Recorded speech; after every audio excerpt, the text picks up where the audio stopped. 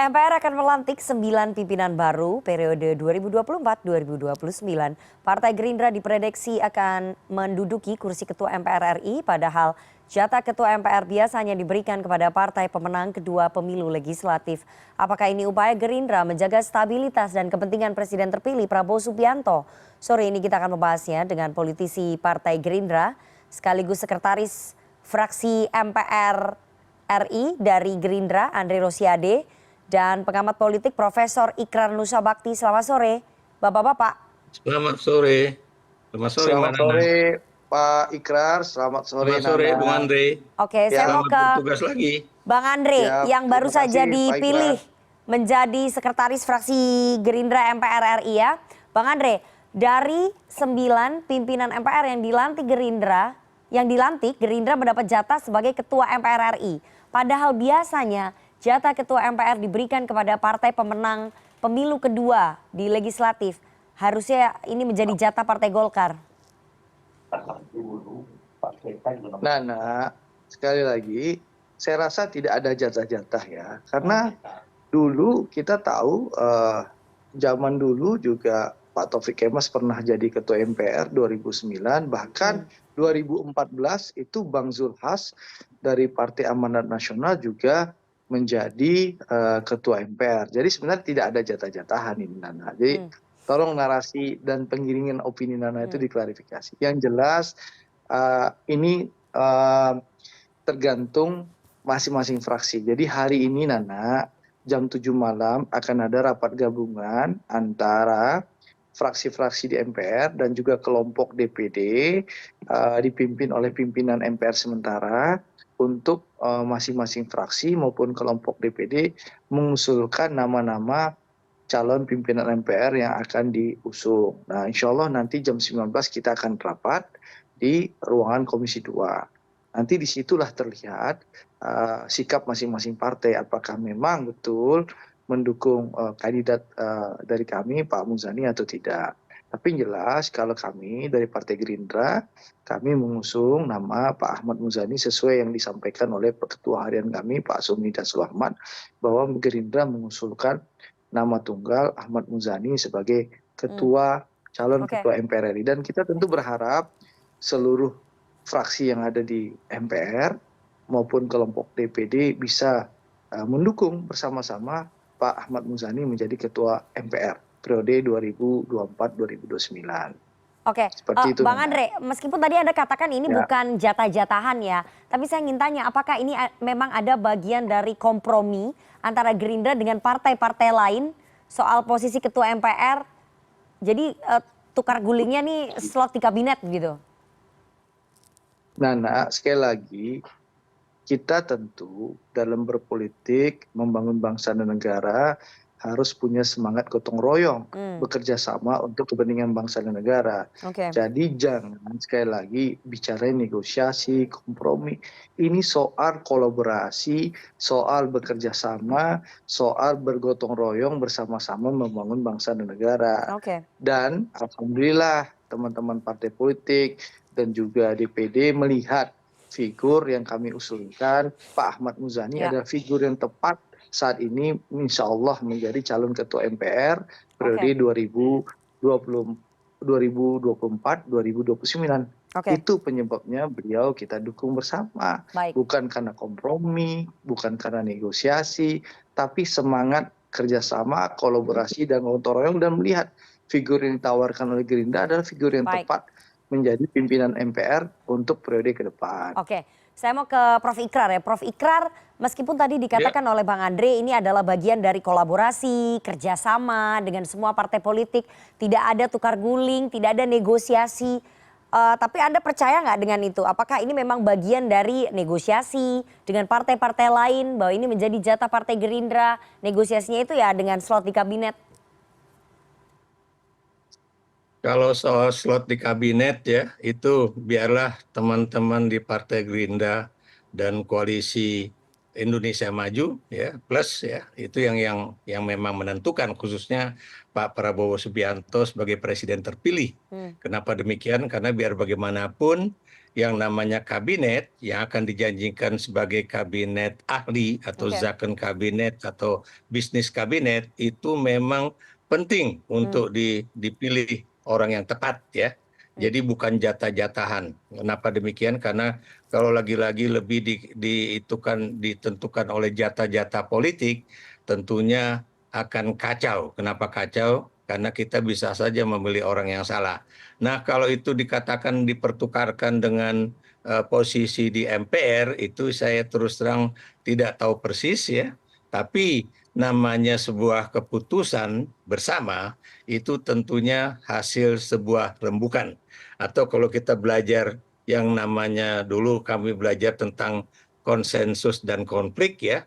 Jadi ini adalah bagian dari konsensus. Dan konsensus di MPR kali ini mungkin sangat mudah atau lebih mudah di dalam DPR ya, maksud saya DPR yang menjadi MPR menjadi anggota MPR itu ya ketimbang misalnya di dalam DPD ya. Kenapa demikian? Karena Anda tahu DPD itu kan calonnya lebih banyak perorangan dan kemudian Anda bisa lihat ya bagaimana kemarin itu pemilihan ketua DPD-nya kan jauh lebih ramai dibanding dengan pemilihan ketua DPR ya. Oke, Dan kita oke. juga tahu kenapa ini lebih mudah karena setahu saya DPR itu tidak mengubah yang namanya Undang-Undang MD3. MD3 ya. Ya. Dan karena itu tidak lagi ada keributan misalnya PDIP walaupun tidak ada atau belum ada di pemerintahan tapi dia adalah ketua Oke, bukan ketua oke Prof Ikrar.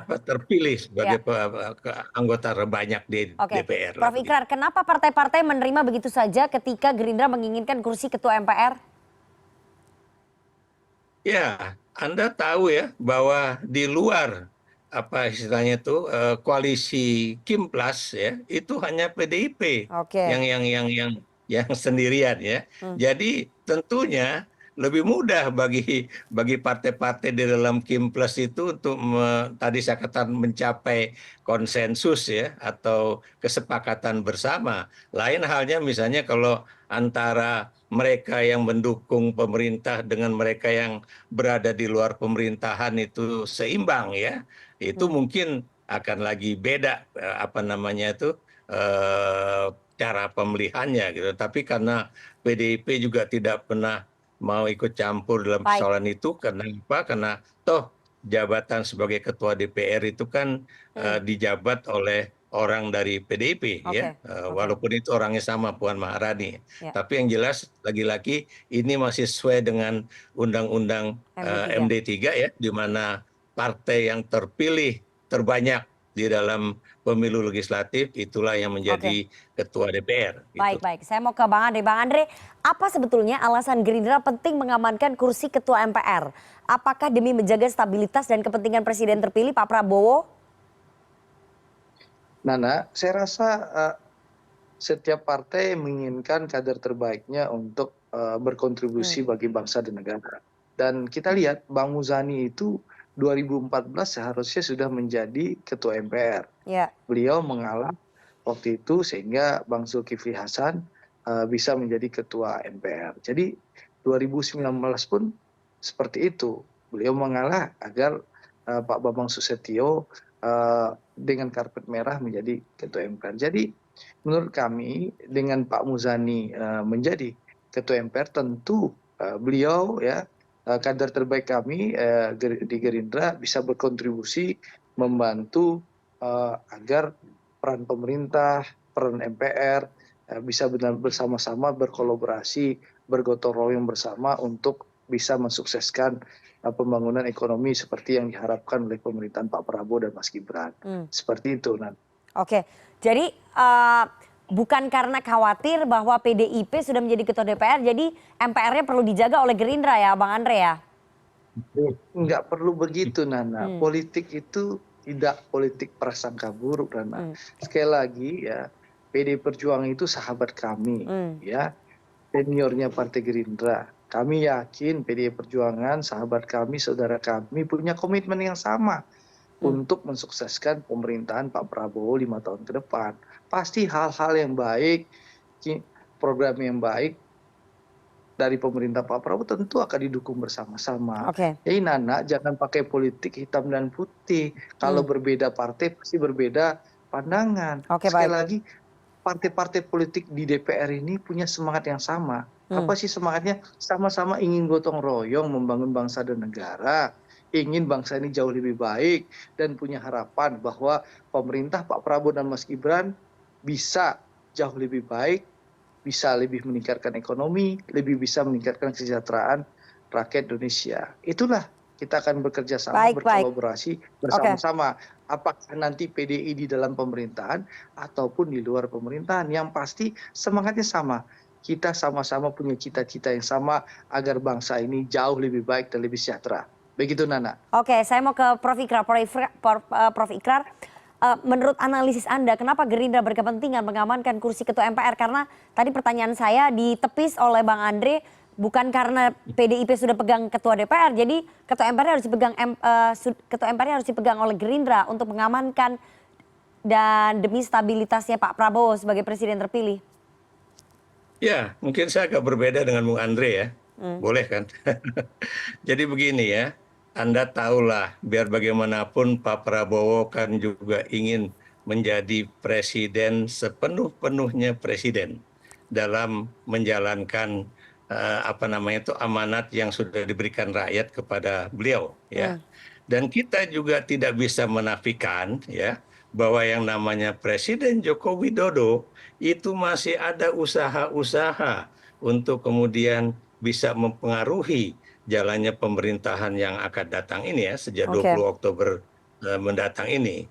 Nah, karena itu ya tidak ada salahnya kalau kemudian Gerindra itu menduduki jabatan itu karena memang kita juga tahu bahwa ada usaha-usaha dari Pak Jokowi kemarin ya misalnya mengintervensi Partai Golkar gitu atau kemudian biar bagaimanapun ya walaupun Partai Golkar dan Gerindra itu berada dalam koalisi yang sama itu biar bagaimanapun Gerindra itu jauh lebih solid ya tidak memiliki faksi-faksi yang saling bertarung dibandingkan dengan Partai Golkar ya. Dan ada juga usaha-usaha misalnya untuk misalnya Presiden Jokowi untuk bisa menjadi salah seorang petinggi di Partai Golkar ya atau kemudian Gibran sendiri menjadi petinggi di Partai Golkar yang sampai sekarang belum bisa terlaksana ya. Nah, ini yang analisis saya dan karena itu buat saya sah bagi Partai Gerindra untuk bisa menduduki jabatan sebagai Ketua MPR ya, just in case ya, kalau misalnya ada apa-apa di dalam Partai Golkar ya, yang kemudian bisa mempengaruhi jalannya pemerintahan Prabowo khususnya ya. Saya menggunakan kata Prabowo karena biar bagaimanapun kita tidak tahu apa yang akan terjadi dengan wakil presiden terpilih yang sekarang ini begitu. Oke. 18 hari lagi Pak Ikrar kita akan tahu apa yang terjadi ya. Tapi kita masih menunggu pelantikan pimpinan MPR yang jumlahnya ada 9 di mana 8 perwakilan dari DPR dan 1 perwakilan dari DPD. Bang Andre, informasi terakhir yang kami dapatkan tampaknya paripurna pelantikan pimpinan MPR akan ditunda besok ya. Karena belum tercapai kesepakatan di internal DPD dan beberapa fraksi. Nana, sekali lagi saya ingin sampaikan yang ikut rapat itu saya bukan Nana. Jadi jam 7 malam ini kami akan rapat gabungan dipimpin oleh Ketua MPR, sidang MPR sementara dengan pimpinan fraksi di MPR beserta kelompok DPD. Karena sampai saat ini ya kami seluruh fraksi yang ada di MPR ini standby di sekitaran gedung DPR RI untuk siap hadir di sidang paripurna. Kami sekarang menunggu proses pemilihan calon wakil ketua MPR dari DPD RI. Dan mereka sedang berproses. Kita tunggu saja nanti jam 7 malam kami akan adakan rapat gabungan. Nanti akan terlihat apakah ditunda atau tetap malam ini. Tapi kami optimis insya Allah bisa malam ini pemilihan dan penetapan ketua MPR dan wakil ketua MPR. Baik, kita lihat nanti bersama bagaimana karena di DPR kalau nggak ada dinamika kurang seru begitu ya Prof. Ikrar. Tapi kita berharap semuanya mulus-mulus saja. Terima kasih 2 orang narasumber yang sudah bergabung. pada sore hari ini Ya, ada politisi Partai Gerindra, Terima kasih, Pak Nana. Ikrar. Terima Bang kasih, Andre Nana. Terima Rosiade kasih, dan Bung Andre. Profesor Ikrar Nusa Selamat Bakti, bertugas pengamat kembali. politik. Terima Sehat kasih. selalu.